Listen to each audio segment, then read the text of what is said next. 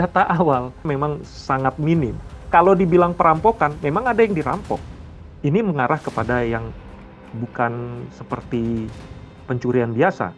Ini seperti modus rekayasa perampokan. Maksudnya pelaku membentuk skenario seolah-olah perampokan. Bisa jadi karena ada karakteristik yang mirip dengan kasus-kasus yang berkarakter pembungkaman pegiat anti korupsi.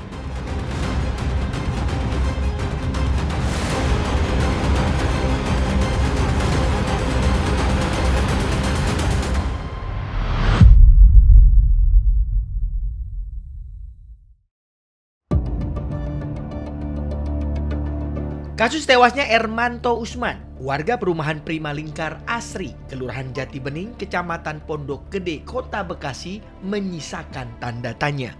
Ermanto dan istrinya awalnya diduga menjadi korban perampokan di kediaman mereka. Namun pihak keluarga meyakini peristiwa tersebut merupakan pembunuhan. Kami keluarga mengikuti proses hukum yang ada di Indonesia. Kami memohon keadilan kepada Bapak Presiden. Semoga kasus ayah saya bisa terungkap dan semoga ibu saya juga bisa lebih sembuh. Saya melihat di sini lebih kepada kasus pembunuhan ya.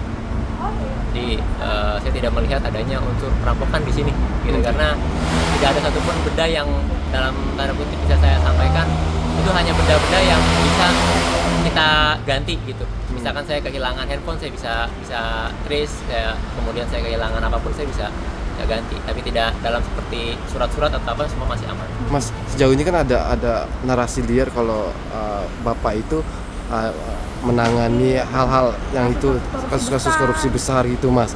Gimana?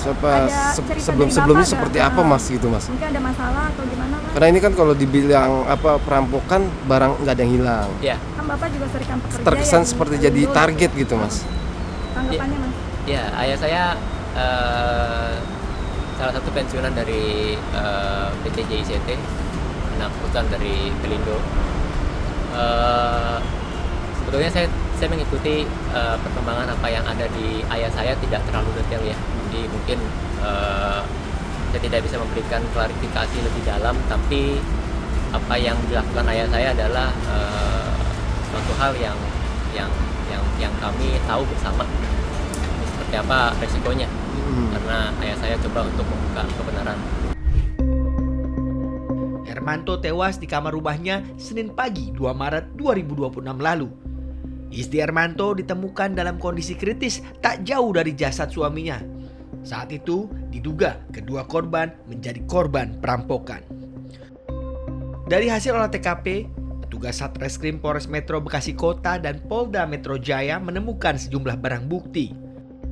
Sejumlah barang Ermanto hilang, diantaranya gelang emas dan kunci mobil. Peristiwa tewasnya Ermanto pertama kali diketahui oleh anak korban yang curiga dengan kedua orang tuanya yang tidak membangunkan dirinya untuk sahur. Kecurigaan muncul setelah terdengar suara rintihan dari dalam kamar. Anak korban panik, kemudian meminta tolong warga, tapi tidak ada yang menyahut. Anak korban akhirnya menghubungi keluarganya. Keluarga korban datang dan membuka paksa kamar, sudah melihat Ermanto tergeletak di dalam kamar. Ermanto tewas, sementara istrinya ditemukan di lantai dalam kondisi kritis. Polisi mengungkap Ermanto tewas diduga karena mengalami pukulan benda tumpul di bagian belakang kepala. Dari peristiwa pembunuhan suami istri. Nah, yang untuk kondisi korban saat ini, untuk dari laki-laki meninggal dunia, yang perempuan masih kritis di rumah sakit. Jadi kita doakan yang terbaik untuk keluarga korban. Ada lagi mungkin yang mau ditanya? Luka ada siapa, Pak? Untuk kronologi awalnya Saya jelasin, Pak. Ya, kronologinya berawal dari anak korban. Anak korban ini biasanya dibangunkan sama ibunya untuk persiapan sahur jam 3. Tapi karena jam 3 belum ada yang membangunkan, akhirnya alarm korban bunyi tuh sekitar jam 4.15. Ketika korban terbangun, korban kaget. Kok saya belum dibangunkan, dia udah mau imsak. Akhirnya korban inisiatif ke bawah, anaknya membangunkan membangunkan ibunya. Nah, di situ tidak ada jawaban. Yang terdengar suara seperti suara memukul. Korban kaget, panik, kemudian meminta tolong keluar warga, tapi nggak ada siapa-siapa di sini, sehingga korban menghubungi keluarganya. Kemudian keluarganya datang dan dilakukan kaca dibuka paksa, jadi situ dilihatlah korban sudah tergeletak kedua-duanya. Kondisinya seperti apa Pak? Lukanya di mana Pak? Untuk saat ini sementara dari dokter rumah sakit, pukulan benda tumpul di belakang kepala. Ada berapa luka Pak? Ada barang yang hilang untuk saat ini gelang, masih kami data juga gelang, kunci mobil, selebihnya masih kami dalam pendataan. Pak, untuk kondisi keduanya itu ada di kasur atau memang udah terpisah kedua? Yang untuk korban laki-laki satu di kasur, kondisi mata lebam dan sudah bersimbah darah, yang ibu di lantai. Meninggalnya di rumah bapaknya Pak? Yang laki-laki meninggalnya di tempat, yang ibu masih kritis dan dioperasi. Masih kritis. Pak, lukanya bersama. Pak, lukanya berapa ini Pak? Pintu kamar berarti dalam keadaan terkunci atau bagaimana Pak? Pintu kamar dikunci, jadi korban kebiasaan mengunci kamar. Mengunci kamar. Ada kerusakan gitu. Untuk tersangka kami cek tadi dari pola TKP masuknya lewat jendela, jadi jendela dirusak di pojok sana. Pak, ada berapa luka pada korban yang meninggal ini, ada berapa luka Pak? Untuk saat ini semuanya di kepala. Dua-duanya Pak? Dua-duanya. Ada dugaan perampokan berarti ya Bang? Atau apa? Masih dalam lidik Pak. Kami belum bisa menyimpulkan saat ini, masih dalam proses penyelidikan. Nanti insya Allah kalau sudah lengkap semua, nanti kami rekan-rekan media kami. Pak, barang bukti yang dibawa dari TKP apa aja Pak? Untuk barang bukti saat ini kami mengamankan ya, kasur yang ada darahnya semua, serta yang ada indikasi masih kami kumpulkan, masih kami lakukan pendataan. Ada CCTV yang diamanin dari sekitar lokasi? CCTV di rumah korban kebetulan tidak ada CCTV. Pak, berapa saksi Pak sejauh ini yang sudah dilakukan pemeriksaan? Untuk saksi masih kami mendata, tapi yang kerabat-kerabat dekat serta keluarga sudah kami lakukan juga, masih interogasi awal. Jadi, untuk dugaan kita sementara pelaku memanjat. Yang bisa dilihat di situ ada bekas kaki, jadi memanjat dari kemungkinan besar tembok di belakang, kemudian langsung memanjat ke pintu pagar korban. Juga sementara berarti pelaku nggak masuk dari perumahan ini ya? Berarti nunggu di luar atau gimana? Kemungkinan besar seperti itu. Pak, kalau untuk Tahan kosong. berapa orang Pak kemungkinan? Belum bisa kami ini, yang jelas kemungkinan besar pelaku lebih dari saya. Nekenin lagi tadi yang diambil apa aja Pak? Yang hilang barang. Hilang. Untuk saat ini masih kami lakukan pendataan, tapi yang emas yang disampaikan anak korban, emas di tangan ibunya hilang, kunci mobil, Uang tunai Pak? uang tunai belum disampaikan. Punya mobil satu atau dua? Ini kan ada 2 mobil. Dua-duanya kunci mobil dua-duanya. Oh, Jadi perkiraan pelaku datang pukul 3 pagi gitu ya Kak? Atau jam 2 kira-kira?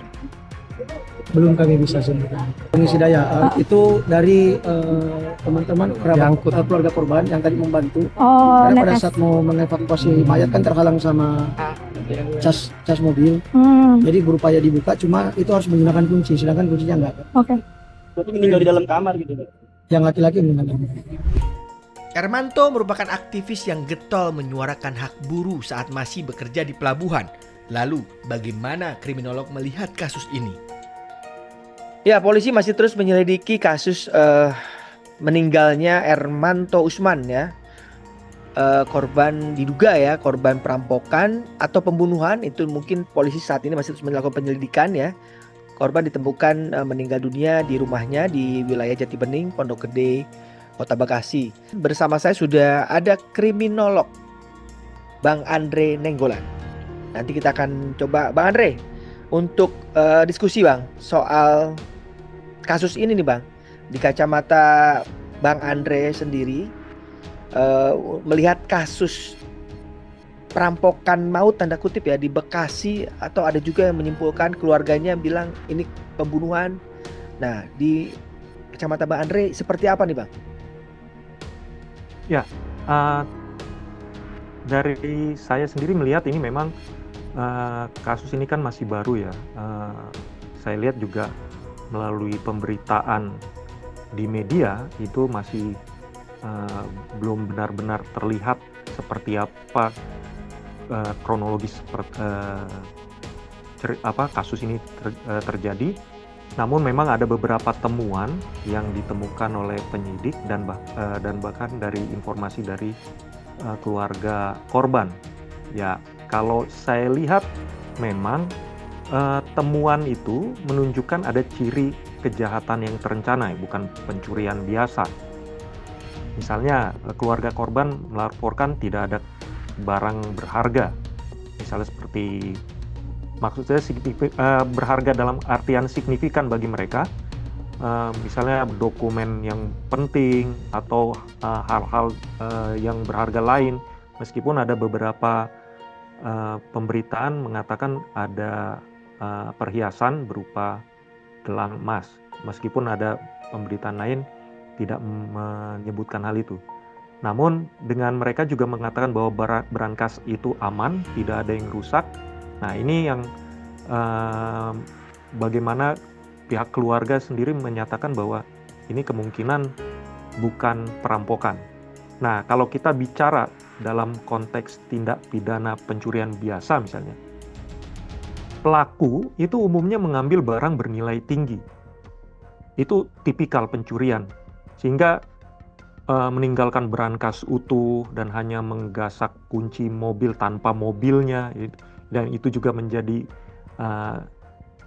sesuatu yang menarik juga, dan ini mengarah kepada yang bukan seperti pencurian biasa. Ini seperti modus rekayasa perampokan. Maksudnya pelaku membentuk skenario seolah-olah perampokan demi menutupi motif lain. Nah, kasus ini, apalagi ini kasusnya nih korbannya adalah lansia yang rentan ya. Ini bisa menjadi target yang mudah bagi kasus yang direncanakan. Kemungkinan pelaku ini bisa aja merencanakan pembunuhan ini, atau istilahnya adalah premeditasi ya, merencanakan itu dan mengeksploitasi kerentanan si korban yang adalah orang tua. Nah, daripada kita melihat kebanyakan kasus pencurian biasa yang biasanya oportunistik, yang cenderung spontan ya. Misalnya kita lihat, kalau dalam pemberitaan itu periode waktunya itu di jam-jam yang dini hari, menjelang sahur dini hari. Dan bahkan ada dari pihak keluarga sendiri, anaknya mengatakan bahwa dia tidur sekitar tengah malam, itu belum terjadi apa-apa, dan biasanya dibangunkan jam 3, tapi tidak dibangunkan untuk sahur, sehingga dia bangun oleh alarm di jam 4 pagi, sehingga dia turun dan melihat bahwa ternyata ya seperti yang kita dapatkan, bahwa telah terjadi pembunuhan itu. Nah, periode waktu yang singkat itu berarti pelaku seperti seakan-akan sudah mengetahui pola kehidupan, kebiasaan dari si korban. Bang, ini korban sendiri Bang, ini kan pernah mengungkap dugaan korupsi di PT Pelindo II nih Bang. Nah, apakah ada bisa dikaitkan gitu loh Bang, kasus dugaan perampokan atau dugaan pembunuhan ini dengan korban yang memang vokal terhadap kasus korupsi? Ya, ini menjadi menarik. Sangat wajar ketika orang melihat kasus itu dan ada sesuatu yang tidak terlalu biasa, tidak wajar. Jika diasumsikan itu perampokan biasa seperti yang saya sampaikan tadi, namun materi yang diambil tidak signifikan bagi keluarga korban. Sementara di beberapa waktu sebelumnya diketahui bahwa si korban dikenal vokal atas suatu kasus korupsi. Kalau nggak salah kasus korupsi Pelindo ya. Nah, memang bisa aja sikap vokal ini, semacam ini bisa menjadi petunjuk penting untuk menentukan motif ya. Karena dalam pengungkapan kasus itu motif itu penting, sehingga kita bisa mengkaitkan ke arah mana ini dan siapa kemungkinan pelaku-pelakunya. Jadi kita bisa narrowing kasus itu. Nah, aktivis anti korupsi memang bisa dikatakan sering menghadapi risiko seperti itu. Nah, kondisi ini sebenarnya memenuhi pola victim targeting ya, ketika korban itu disasar karena aktivitasnya. Namun kita tetap perlu berhati-hati, perlu bukti konkret. Jadi nggak bisa hanya sekedar mengkaitkan ini dengan itu, tapi itu tetap menarik untuk membuka peluang penyelidikan ke arah sana. Yang pasti itu fakta bahwa korban menyuarakan isu kasus korupsi menunjukkan adanya kemungkinan keterlibatan motif politik atau ekonomi yang besar.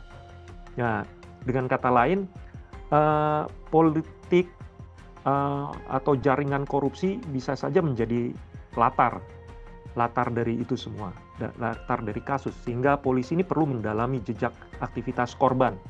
Misalnya kontak-kontaknya dalam kasus yang diduga, dan perlu juga mungkin menelusuri apakah ada ancaman atau teror sebelum kejadian.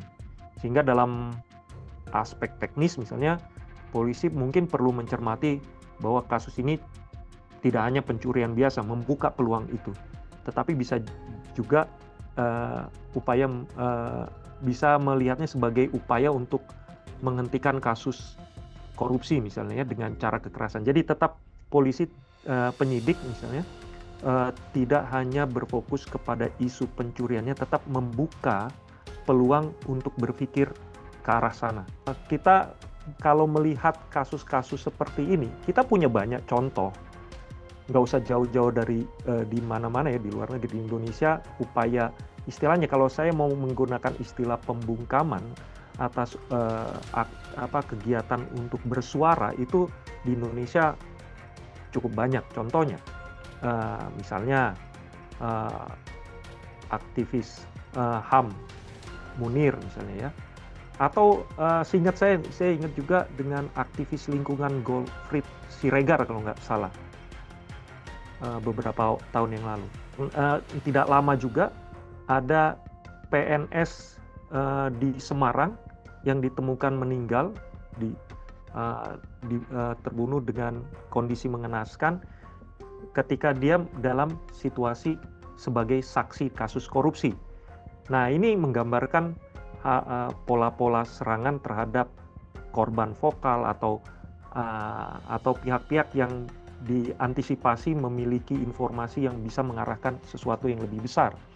Nah, ketika pelaku memanfaatkan itu, situasi tertentu, misalnya dia menggunakan misalnya terhadap korban ini adalah kerentanannya dia sebagai orang yang sudah tua, dan mungkin dengan mengetahui pola kehidupannya, mereka bisa melakukannya dengan mudah, melakukan penyerangan dengan kekerasan terencana.